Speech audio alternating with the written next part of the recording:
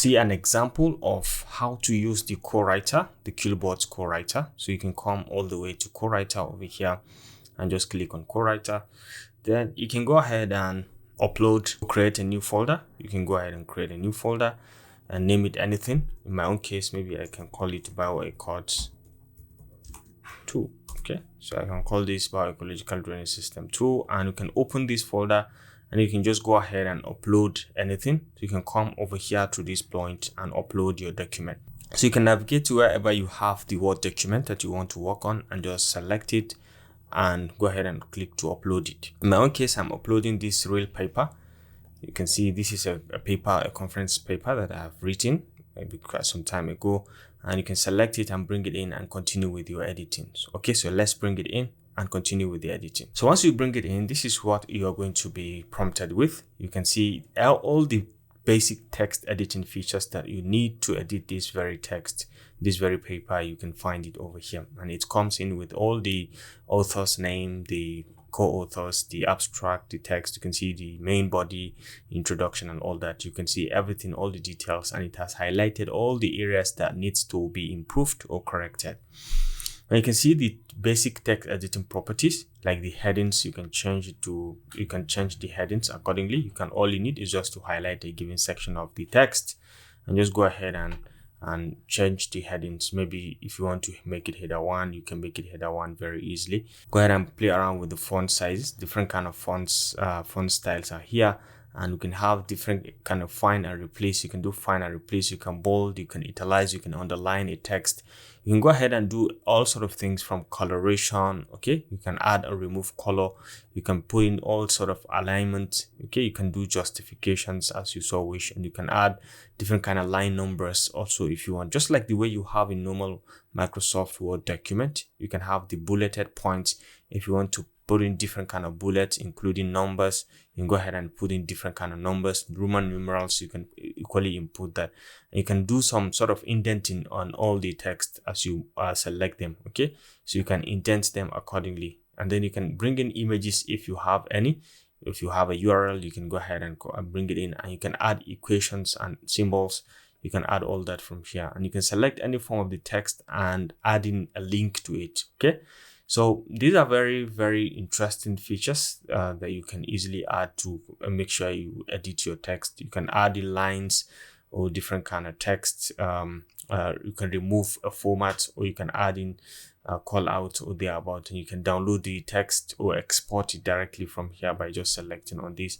It's going to prepare your files for download, and you can export. So down here you will be able to see some of the key very basic paraphrasing features that you can use. For example, you could paraphrase any section of the text, and you can summarize. You can suggest a text by highlighting. This is a completely AI feature, and you can see the word count over here.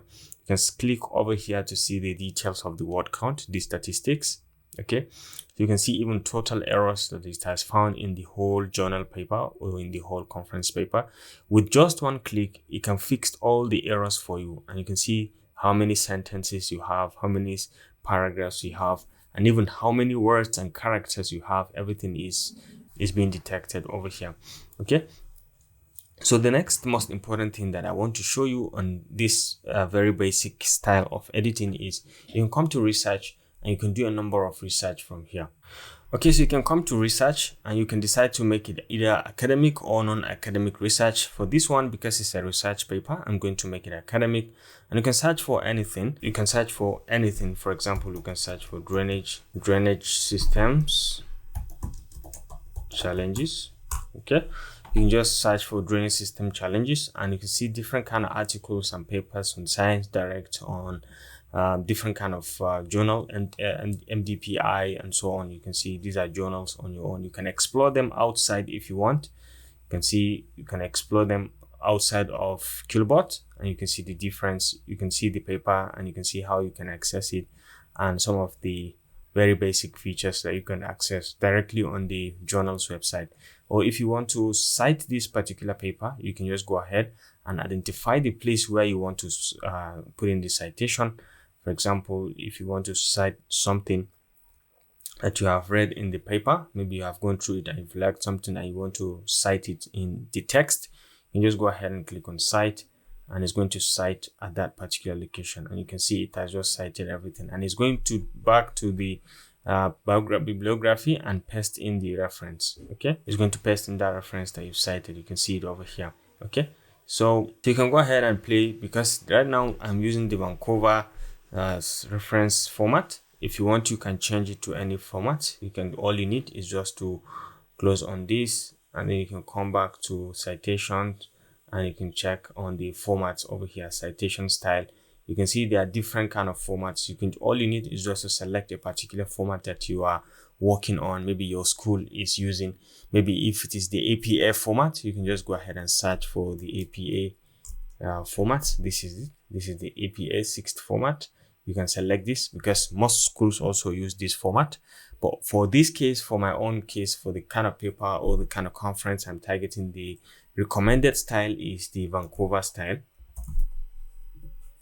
So you can see Elsevier Vancouver, because there are different kind of Vancouver. So you can say, once I cite any document from the research that I'm doing, it's going to cite using the Vancouver style. So you can bookmark any document. You can open the link in different kind of place, or you can bookmark it for later read. If you want to read it later, you like what is there, and you want to just keep it for later read, you can easily go do that as well. And if you want to make it solemnly non-academic, you can just off the academic feature. So that is that research. Next is you can have notes. You can be able to put in different kind of notes, depending. Maybe you can document your progress. Maybe you have the introduction part, you have the main body, main chapters,